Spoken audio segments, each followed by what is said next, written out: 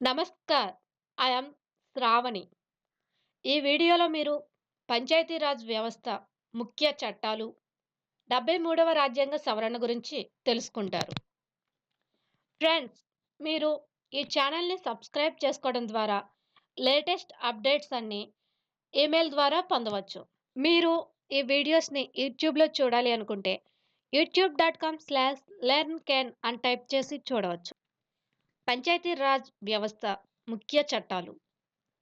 మద్రాస్ స్థానిక బోర్డుల చట్టం 1920, మద్రాస్ విలేజ్ పంచాయతీ చట్టం 1950, ఆంధ్రప్రదేశ్ విలేజ్ పంచాయతీ చట్టం 1950, హైదరాబాద్ గ్రామ పంచాయతీ చట్టం 1956, ఆంధ్రప్రదేశ్ పంచాయతీ సమితి మరియు జిల్లా పరిషత్ చట్టం 1959, ఆంధ్రప్రదేశ్ గ్రామ పంచాయతీ చట్టం 1964,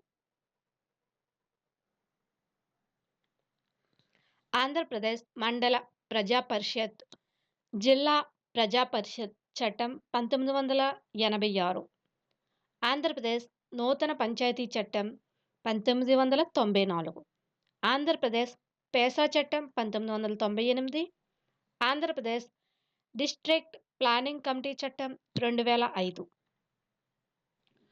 నూతన పంచాయతీ వ్యవస్థ 73వ రాజ్యాంగ సవరణ. పివి నరసింహారావు గారు ప్రధానమంత్రిగా ఉన్నప్పుడు 1991లో 73వ రాజ్యాంగ సవరణ బిల్లును పార్లమెంట్లో ప్రవేశపెట్టారు. దీనిని పార్లమెంట్ 1992లో ఆమోదించింది. రాష్ట్ర జాబితాలోని అంశాలకు సంబంధించిన బిల్లు కనుక 50% కంటే తక్కువ కాకుండా రాష్ట్ర శాసనసభలు ఆమోదించాలి. 17 రాష్ట్రాలు ఈ బిల్లుకు ఆమోదం తెలిపాయి. ఆనాటి రాష్ట్రపతి శంకర్ దయాళ్ శర్మ ఈ బిల్లుపై ఏప్రిల్ 20, 1993న సంతకం చేశారు. ఇది ఏప్రిల్ 24, 1993 నుంచి అమలులోకి వచ్చింది. 73వ రాజ్యాంగ సవరణ ద్వారా పంచాయతీ సంస్థలకు రాజ్యాంగ ప్రతిపత్తి కల్పించడం జరిగింది. 9వ భాగంలో 243, 243 నుండి 243 వరకు పంచాయతీ నిర్మాణానికి సంబంధించిన సమగ్ర వివరణను పొందుపరచడం జరిగింది. అలాగే 11వ షెడ్యూల్లో పంచాయతీలు నిర్వర్తించవలసిన 29 విధులను కూడా పొందుపరిచారు. ఆంధ్రప్రదేశ్ ప్రభుత్వం 73వ రాజ్యాంగ సవరణ మేరకు నూతన పంచాయతీ రాజ్ చట్టాన్ని 1994లో రూపొందించింది. ఇందులోని ముఖ్యాంశాలు: ఈ చట్టంలో మొత్తం 8 అధ్యాయాలు, 278 సెక్షన్లు ఉన్నాయి. 1 నుండి 2 సెక్షన్లు చట్టం గురించిన వివరణ పరిధిని తెలియజేస్తాయి. 3 నుండి 147 సెక్షన్లు గ్రామ పంచాయతీలకు వర్తిస్తాయి. 148 నుండి 199 సెక్షన్లు మండల పరిషత్తులకు, జిల్లా పరిషత్తులకు వర్తిస్తాయి. 200 నుండి 242 సెక్షన్లు పంచాయతీ సంస్థలకు ఎన్నికల నిర్వహణ గురించి తెలియజేస్తాయి. 242 నుండి 242 సెక్షన్లు షెడ్యూల్డ్ ప్రాంతాల్లో పంచాయతీ, మండల, జిల్లా పరిషత్తులకు సంబంధించిన ప్రత్యేక నిబంధనలు. 243 నుండి 278 సెక్షన్లు ఇతర అంశాల గురించి తెలియజేస్తాయి. గమనిక: 73వ రాజ్యాంగ సవరణ చట్టం 24 ఏప్రిల్ 1993 నుంచి అమలులోకి వచ్చింది. అందుచేత ఏప్రిల్ 24న పంచాయతీ రాజ్ దినోత్సవంగా జరుపుకుంటారు. రాష్ట్రాలు అంతకుముందున్న పంచాయతీ చట్టాలను 73వ సవరణకు అనుగుణంగా మార్చుకోవడానికి 1 ఏడాది గడువు ఇచ్చారు. 73వ రాజ్యాంగ సవరణ చట్టానికి అనుగుణంగా మొదటిసారి పంచాయతీ రాజ్ చట్టాన్ని కర్ణాటక రాష్ట్రం మే 10, 1993లో అమలుపరిచింది. అలాగే నూతన చట్టం ప్రకారం పంచాయతీ ఎన్నికలు జరిపినది కూడా కర్ణాటక రాష్ట్రమే. 73వ రాజ్యాంగ సవరణలో పొందుపరిచిన నూతన పంచాయతీ వ్యవస్థ నిర్మాణం కొన్ని రాష్ట్రాలకు వర్తించవు.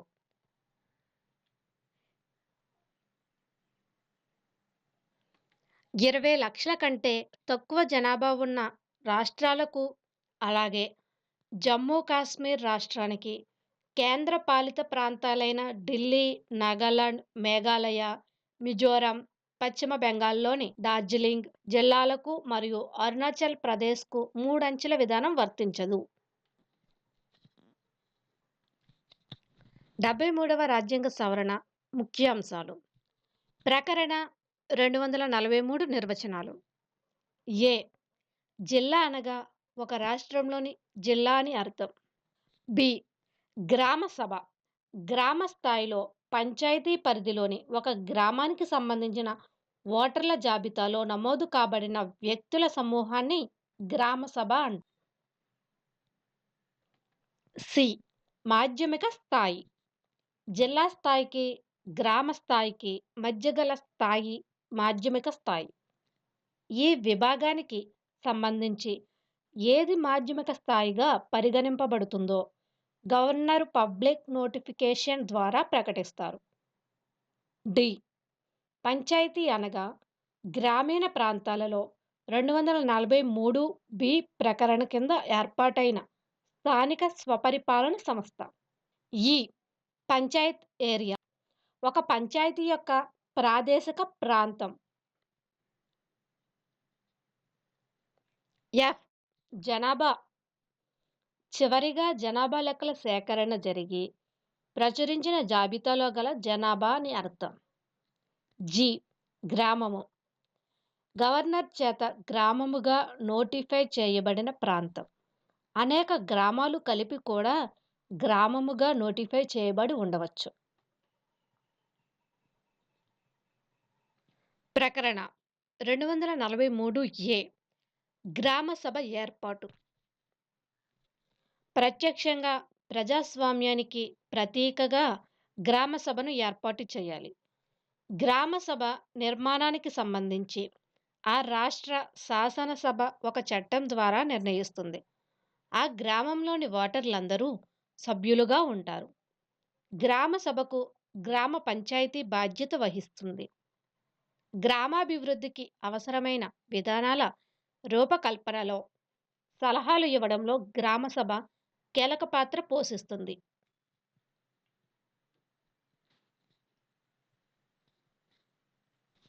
ప్రకరణ 243 బి. మూడంచెల పంచాయతీ వ్యవస్థ. ప్రతి రాష్ట్రంలో మూడంచెల పంచాయతీ వ్యవస్థను ఏర్పాటు చేయాలి. మొదటి అంచె గ్రామ స్థాయిలో గ్రామ పంచాయతీ, రెండవ అంచె మధ్య స్థాయిలో మండల పరిషత్, మూడవ అంచె జిల్లా స్థాయిలో జిల్లా పరిషత్.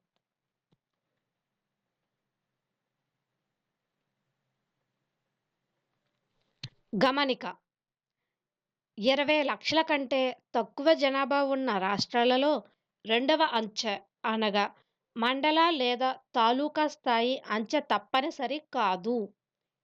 243 బి.2. ప్రకరణ 243 సి. పంచాయతీ నిర్మాణం, ఎన్నికలు. రాష్ట్ర శాసనసభ నిర్ణయించిన చట్టాల మేరకు పంచాయతీ నిర్మాణం ఉంటుంది. పంచాయతీ పరిధిలోని జనాభా మరియు ఎన్నిక కావలసిన సీట్ల మధ్య నిష్పత్తి వీలైనంత మేరకు రాష్ట్రమంతా ఒకే విధంగా ఉంటుంది. పంచాయతీలలో అన్ని స్థాయిల్లోని ప్రతినిధులు నేరుగా ఓటర్ల చేత ఎన్నికవుతారు. గ్రామ పంచాయతీ అధ్యక్షుడు లేదా సర్పంచ్ రాష్ట్ర శాసనసభ నిర్ణయించిన పద్ధతి మేరకు ఎన్నికవుతాడు. గ్రామ పంచాయతీ అధ్యక్షుడు లేదా సర్పంచ్కు మండల పరిషత్తులో ప్రాతినిధ్యం కల్పించవచ్చు. మండల వ్యవస్థ లేని రాష్ట్రాలలో జిల్లా పంచాయతీలలో ప్రాతినిధ్యం కల్పించవచ్చు. అలాగే మధ్యస్థాయి మండల అధ్యక్షులకు జిల్లా పరిషత్తులో ప్రాతినిధ్యం కల్పించవచ్చు. రాష్ట్ర శాసనసభ్యులకు అలాగే లోక్‌సభ సభ్యులకు తమ నియోజకవర్గంలోని పరిధిలో గల మండల మరియు జిల్లా పంచాయతీలలో ప్రాతినిధ్యం కల్పించవచ్చు. రాష్ట్ర విధాన పరిషత్ సభ్యులకు, రాజ్యసభ సభ్యులకు వారు ఎక్కడ ఓటరుగా నమోదు అయ్యి ఉంటే, ఆ సంబంధిత మండల పంచాయతీలో గాని, జిల్లా పంచాయతీలో గాని ప్రాతినిధ్యం కల్పించబడుతుంది. ప్రకరణ 243 పంచాయతీలలో రిజర్వేషన్లు. రాష్ట్ర శాసనసభ నిర్ణయించిన మేరకు ఎస్సీ, ఎస్టీలకు వారి జనాభా మేరకు రిజర్వేషన్లు ఉంటాయి. మొత్తం స్థానాలలో 1/3వ వంతు కంటే తక్కువ కాకుండా స్థానాలు మహిళలకు కేటాయించబడతాయి. ఇందులో ఎస్సీ, ఎస్టీలకు కేటగిరీ వారీగా 1/3వ వంతు స్థానాలు రిజర్వ్ చేయబడ్డాయి. గమనిక: 73వ రాజ్యాంగ సవరణలో వెనుకబడిన తరగతులకు రిజర్వేషన్ గురించి ప్రస్తావించారు. కానీ ఎంత శాతం ఉండాలి, ఎలా ఉండాలి అనే అంశాన్ని రాష్ట్ర ప్రభుత్వాలకు వదిలే ప్రత్యేక వివరణ. 110వ రాజ్యాంగ సవరణ బిల్లు 2009 ప్రకారం పంచాయతీ రాజ్ సంస్థలలో మహిళలకు 50% రిజర్వేషన్లు అమలు చేయాలని ప్రతిపాదించారు. అయితే ఈ బిల్లు ఇంతవరకు ఆమోదించబడలేదు. మహిళలకు 50% రిజర్వేషన్లు అమలు చేయాలని ప్రతిపాదించారు. అయితే ఈ బిల్లు ఇంతవరకు ఆమోదించబడలేదు.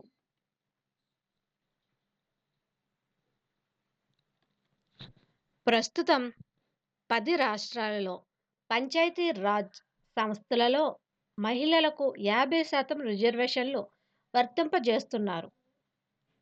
ఆంధ్రప్రదేశ్, తెలంగాణ, బీహార్, గుజరాత్, మధ్యప్రదేశ్, ఛత్తీస్గఢ్, ఉత్తరాఖండ్, రాజస్థాన్, హిమాచల్ ప్రదేశ్, జార్ఖండ్. గమనిక: స్త్రీలకు 1/3వ వంతుకు తక్కువ కాకుండా రిజర్వేషన్లు కల్పించడం అనే దానికి సుప్రీంకోర్టు ఒక వ్యాఖ్యానం చేసింది. 50% వరకు స్త్రీలకు రిజర్వేషన్లు కల్పించవచ్చని, అలా కల్పిస్తే అది రాజ్యాంగ వ్యతిరేకం కాదని అబ్దుల్ అజీజ్ ఆజాద్ విఎస్ ఆంధ్రప్రదేశ్ కేసులో తీర్పు చెప్పింది. 73వ రాజ్యాంగం సవరణ ప్రకారం మహిళలకు 1/3వ వంతు తక్కువ కాకుండా రిజర్వేషన్లు వర్తింప చేయవచ్చు. దీని అర్థం అంతకంటే ఎక్కువ కూడా వర్తింప చేయవచ్చు. కనుక పై రాష్ట్రాలలో రాజ్యాంగ సవరణ అవసరం లేకుండానే 50% రిజర్వేషన్లు చెల్లుబాటు అవుతాయి. అయితే సవరణ చేస్తే అన్ని రాష్ట్రాలు తప్పనిసరిగా అమలు చేయాల్సి ఉంటుంది.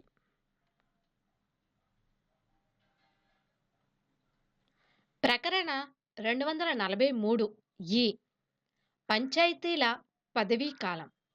సాధారణంగా స్థానిక సంస్థల పదవీ కాలం 5 సంవత్సరాలు ఉంటుంది. అయితే రాష్ట్ర ప్రభుత్వం కొన్ని పరిస్థితులలో పదవీ కాలం పూర్తి కాకముందే వాటిని రద్దు చేయవచ్చు. ఒకవేళ మధ్యలో రద్దయితే తిరిగి ఎన్నికలను 6 నెలల లోపల పూర్తి చేయాలి.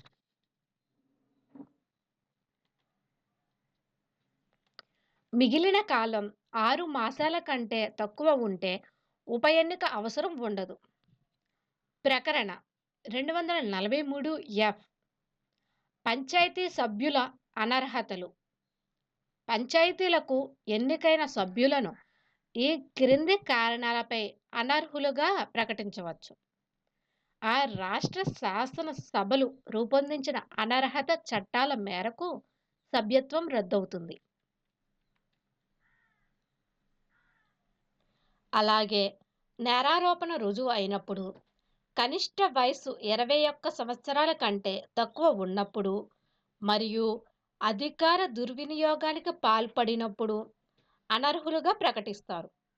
పంచాయతీ సభ్యుల అనర్హతకు సంబంధించి రాష్ట్ర శాసనసభ ఏర్పరిచే అథారిటీకి అప్పీలు చేసుకోవాలి. ప్రత్యేక వివరణ: ఆంధ్రప్రదేశ్, తెలంగాణలో పంచాయతీ సభ్యుల అనర్హతకు ఒక ప్రత్యేక కారణాన్ని పొందుపరిచారు. 1995 తర్వాత ఇద్దరి కంటే ఎక్కువ సంతానం కలిగి ఉంటే పోటీ చేయడానికి అనర్హులు. ఈ మధ్యనే రాజస్థాన్, హర్యానా ప్రభుత్వాలు స్థానిక సంస్థలలో పోటీ చేయడానికి కనీస అర్హత నిర్ణయిస్తూ చట్టాలు చేశారు. ప్రకరణ 243 జి. పంచాయతీల అధికార విధులు. పంచాయతీలు నిర్వర్తించవలసిన విధులను రాజ్యాంగంలో 1వ షెడ్యూల్లో పొందుపరిచారు. మొత్తం 29 విధులున్నాయి. ఆర్థికాభివృద్ధి, సామాజిక న్యాయం, వివిధ పథకాల అమలు కోసం వీటిని రాష్ట్ర శాసనసభ పంచాయతీలకు బదలాయించాలి. 11వ షెడ్యూల్లో పేర్కొనబడిన పంచాయతీల విధులు ఈ క్రింది విధంగా ఉన్నాయి. వ్యవసాయం, వ్యవసాయ విస్తరణ, భూ సంస్కరణలు, పరిరక్షణ, చిన్న తరహా సాగునీటి పథకాలు, నీటి పరిరక్షణ, పశువుల సంరక్షణ, పాల ఉత్పత్తులు, కోళ్ల పరిశ్రమ, చేపలు, సామాజిక అడవులు, వన సంరక్షణ, చిన్న తరహా అటవీ ఉత్పత్తులు, చిన్న తరహా పరిశ్రమలు, ఆహార ఉత్పత్తి పరిశ్రమలు, ఖాదీ, నూలు పరిశ్రమలు, గ్రామీణ గృహ వసతి పథకాలు, తాగునీటి వసతి, రోడ్లు, బ్రిడ్జిలు, కల్వర్టులు, ఇతర సమాచార వ్యవస్థలు, ఇంధన ఉత్పత్తులు, పశువుల మేత, గ్రామీణ విద్యుద్దీకరణ, విద్యుత్ పంపిణీ, సంప్రదాయేతర ఇంధన వనరుల వృద్ధి, దారిద్ర్య నిర్మూలన పథకాలు, వైద్య, ప్రాథమిక, ఉన్నత స్థాయి విద్య, పారిశ్రామిక శిక్షణ, వృత్తి విద్యా శిక్షణ.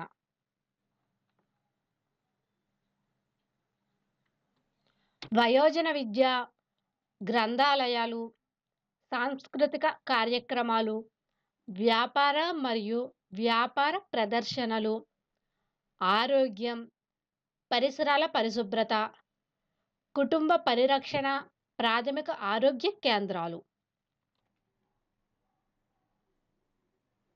మహిళా శిశు సంక్షేమం, సామాజిక సంక్షేమం, వికలాంగులకు చేయూత, బలహీన వర్గాల సంరక్షణ, షెడ్యూల్డ్ కులాల తెగల సంక్షేమం, ప్రజా పంపిణీ వ్యవస్థ, సామాజిక ఆస్తుల పర్యవేక్షణ. ప్రకరణ 243 హెచ్. పంచాయతీలకు ఆదాయ వనరులు. ఏ. రాష్ట్ర శాసన సభ ఒక చట్టం ద్వారా పంచాయతీలకు కొన్ని పన్నులను విధించే అధికారాన్ని కల్పిస్తుంది. బి. రాష్ట్ర ప్రభుత్వం కొన్ని పన్నులు వసూలు చేసి పంచాయతీలకు బదలాయిస్తుంది. సి. రాష్ట్ర సంఘటిత నిధి నుంచి గ్రాంట్ ఇన్ ఎయిడ్ రూపంలో నిధులు అందిస్తుంది. డి. పంచాయతీలకు సంబంధించిన నిధులు జమ మరియు ఖర్చు చేయడానికి ఒక ప్రత్యేక నిధిని ఏర్పాటు చేయవచ్చు. ప్రకరణ 243 ఐ. రాష్ట్ర ఆర్థిక సంఘం. 73వ రాజ్యాంగ సవరణ అమలులోకి వచ్చిన 1 సంవత్సరం తరువాత గవర్నర్ రాష్ట్ర ఫైనాన్స్ కమిషన్ను ఏర్పాటు చేస్తారు. ఆర్థిక సంఘాన్ని రాష్ట్ర గవర్నర్ ప్రతి 5 సంవత్సరాలకు ఏర్పాటు చేస్తారు. రాష్ట్ర ఆర్థిక సంఘంలో గవర్నర్ నిర్ణయించిన సంఖ్యలో ఇతర సభ్యులు ఉంటారు. ఆర్థిక సంఘం ఇతర అంశాలను రాష్ట్ర శాసనసభ ఒక చట్టం ద్వారా నిర్ణయిస్తుంది. ప్రస్తుతం ఆంధ్రప్రదేశ్, తెలంగాణ ఆర్థిక సంఘంలో ఒక చైర్మన్, 4 సభ్యులు ఉన్నారు. ఆర్థిక సంఘం తన నివేదికను గవర్నర్కు సమర్పిస్తుంది. గవర్నర్ ఆ నివేదికను రాష్ట్ర శాసనసభ ముందు ఉంచుతారు.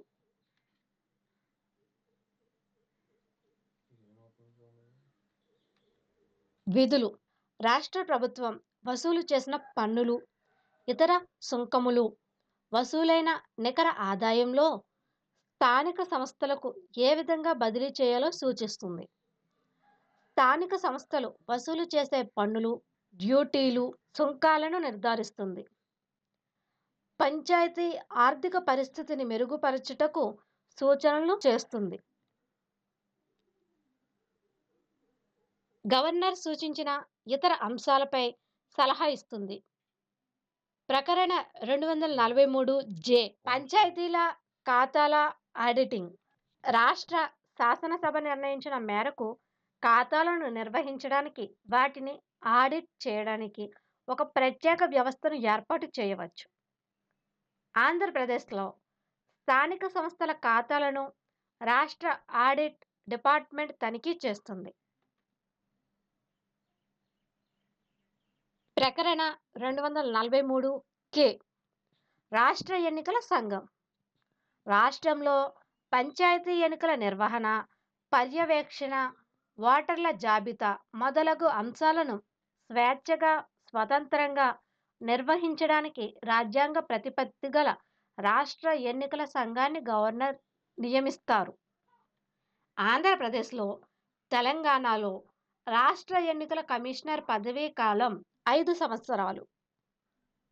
ఇతర సర్వీస్ విషయాలను రాష్ట్ర శాసనసభ చట్టాల మేరకు గవర్నర్ నిర్ణయిస్తారు. రాష్ట్ర ఎన్నికల కమిషనర్ను రాష్ట్ర హైకోర్టు జడ్జీలను తొలగించే పద్ధతిలోనే తొలగిస్తారు. విధులు: ఓటర్లు జాబితాను రూపొందించడం, స్థానిక సంస్థల ఎన్నికల నిర్వహణ, పర్యవేక్షణ, ఎన్నికల నిర్వహణకు అవసరమైన ఉద్యోగులను రాష్ట్ర గవర్నర్ అనుమతితో సమకూర్చుకుంటారు. ఎన్నికల వివాదాలకు సంబంధించిన అంశాలను పరిష్కరిస్తారు. ప్రకరణ 243 ఎల్ కేంద్ర పాలిత ప్రాంతాలను అనువర్తన. 73వ రాజ్యాంగ సవరణలోని అంశాలను కేంద్ర పాలిత ప్రాంతాలకు కూడా అనువర్తిస్తారు.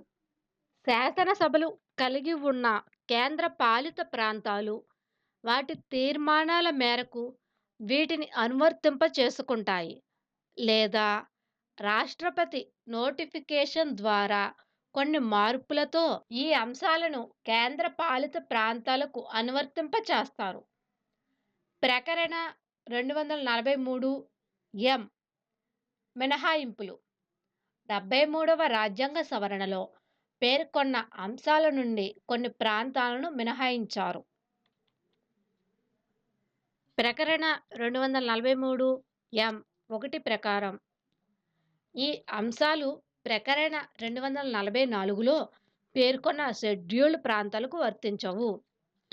ప్రకరణ 243 2 ప్రకారం ఏ మేఘాలయ, నాగాలాండ్, మిజోరాం రాష్ట్రాలకు, బి మణిపూర్ రాష్ట్రంలోని స్వతంత్ర జిల్లా కౌన్సిళ్లకు, సి అలాగే పశ్చిమ బెంగాల్లోని డార్జిలింగ్ ప్రాంతాలకు ఈ అంశాలు వర్తించవు. ప్రత్యేక వివరణ. ప్రకరణ 243 ఎం 3 ప్రకారం అరుణాచల్ ప్రదేశ్ రాష్ట్రంలో స్థానిక సంస్థలలో షెడ్యూల్డ్ కులాలకు రిజర్వేషన్లు వర్తించవు. ఇది ప్రకరణ 243 డికి మినహాయింపు. ఈ అంశాన్ని 2000 సంవత్సరంలో 83వ రాజ్యాంగ సవరణ ద్వారా చేర్చారు. అరుణాచల్ ప్రదేశ్లో షెడ్యూల్డ్ కులాలు గుర్తించదగిన సంఖ్యలో లేవు. ప్రకరణ 243 ఎన్ అప్పటికే ఉన్న పంచాయతీ చట్టాల కొనసాగింపు. 73వ రాజ్యాంగ సవరణ అమలులోకి వచ్చిన రోజు నుండి 1 సంవత్సరం వరకు ఆ రాష్ట్రాలలో ఉన్న పాత పంచాయతీ చట్టాలనే కొనసాగించవచ్చు. 1 సంవత్సరం తర్వాత ఆ రాష్ట్రాలను నూతన పంచాయతీ చట్టాలను ఆమోదించి అమలుపరచాలి.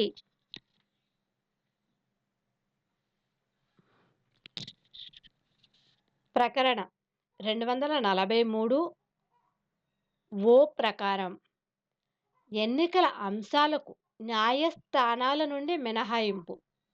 పంచాయతీలకు సంబంధించిన ఎన్నికలు, నియోజకవర్గాల పునర్వ్యవస్థీకరణ మొదలగు అంశాలను న్యాయస్థానాల జోక్యం నుండి మినహాయించారు. అయితే ఎన్నికల పిటిషన్ ద్వారా రాష్ట్ర శాసనసభ నిర్ణయించిన పద్ధతిలో నిర్ణీత న్యాయ వ్యవస్థ ముందు ఎన్నికల వివాదాలను ప్రశ్నించవచ్చు. నూతన పంచాయతీ వ్యవస్థ ముఖ్య లక్షణాలు. 73వ రాజ్యాంగ సవరణలో ప్రధానంగా 2 అంశాలు ప్రస్తావించారు. మొదట, ఈ చట్టం ద్వారా దేశవ్యాప్తంగా ఒకే విధమైన పంచాయతీ వ్యవస్థను ఏర్పాటు చేయడం, అందుకు సంబంధించి అన్ని రాష్ట్రాలు విధిగా నిర్వహించవలసిన అంశాలను పేర్కొన్నారు. కొన్ని అంశాలను ఆ రాష్ట్ర శాసనసభల ఐచ్ఛికానికి వదిలివేశారు. తప్పనిసరిగా నిర్వహించవలసిన అంశాలు. దేశంలో ఏకరూపత ఉన్న అంశాలు. 3 అంచెల విధానం కొనసాగింపు, గ్రామ సభల ఏర్పాటు, పంచాయతీ అధ్యక్షుని, సర్పంచ్ ఎన్నికలు ఆ రాష్ట్ర శాసనసభ నిర్ణయించిన పద్ధతిలో ప్రత్యక్షంగా కానీ పరోక్షంగా కానీ ఉంటాయి. ఉదాహరణ, సర్పంచ్ ఎన్నిక ఆంధ్రప్రదేశ్, తెలంగాణలో ప్రత్యక్షంగా ఉంది, కర్ణాటకలో పరోక్షంగా ఉంది. స్థానిక సంస్థల్లో అన్ని స్థాయిల్లోనూ ప్రతినిధులు, వార్డు సభ్యులు, ఎంపీటీసీలు, జెడ్పీటీసీలు ప్రత్యక్షంగా ఎన్నికవుతారు. మధ్యస్థాయి, జిల్లా స్థాయిలోని అధిపతులు పరోక్షంగా ఎన్నికవుతారు.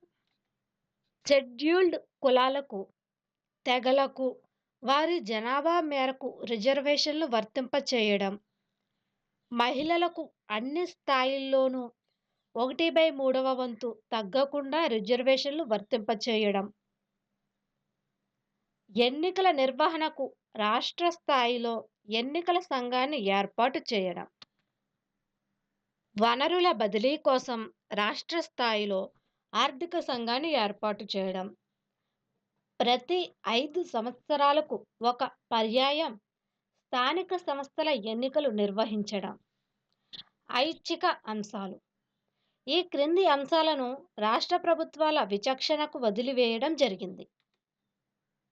వెనుకబడిన తరగతులకు రిజర్వేషన్లు కల్పించడం, 11వ షెడ్యూల్లో పేర్కొన్న విధులు బదలాయింపు, స్థానిక సంస్థల సభ్యుల అనర్హతకు సంబంధించిన అంశాలు, అలాగే ఇతర షరతులు, పంచాయతీ వ్యవస్థలకు స్వయం ప్రతిపత్తి కల్పించడం, పార్లమెంట్ రాష్ట్ర శాసన సభ్యులకు పంచాయతీలో ఓటు హక్కులు కల్పించడం. లేటెస్ట్ అప్డేట్స్ని ఈమెయిల్ ద్వారా పొందడానికి ఈ ఛానల్ని ఒకసారి సబ్స్క్రైబ్ చేసుకోండి. యూట్యూబ్లో చూడడానికి youtube.com/learnken అని టైప్ చేసి చూడవచ్చు. ఈ వీడియో మీకు నచ్చినట్టయితే లైక్ లేదా కామెంట్ ఇవ్వండి. ట్విట్టర్, ఫేస్బుక్, గూగుల్+లో షేర్ చేయండి. Thanks for watching.